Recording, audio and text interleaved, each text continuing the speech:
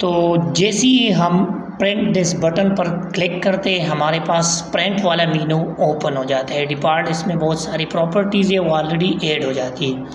तो HTML और JS में हम इस तरह मेनू कैसे बनाते हैं आइए आपको सिखाते हैं। तो इसके लिए हमारे पास script.js वाली एक फाइल होनी चाहिए, दूसरा हमारे पास index.html, और ये दोनों फाइल हमारे पास एक ही फोल्डर में होने चाहिए।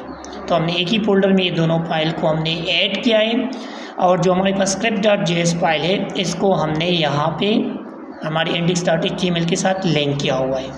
तो स्टार्ट करते हैं, और स्टार्ट हम कहाँ से करेंगे। सबसे पहले हम बटन बनाते हैं, तो बटन को हमने बटन एलिमेंट से बनाना है। तो पहले हम बटन एलिमेंट देंगे, इसको हमने ID देनी है। तो आप कोई भी ID दे सकते हैं। मैं यहाँ पे ID देता हूँ लेट्स सपोज BTN, तो वही ID हमने फिर JS में यूज़ करनी है।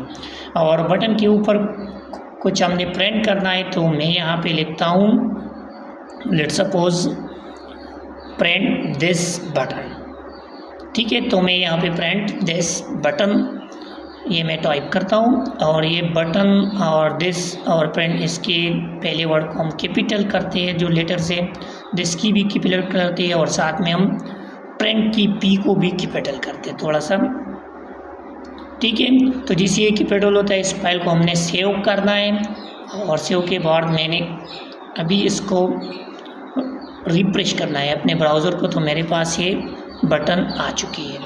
अभी हम जाते हैं JS फाइल में, और हमने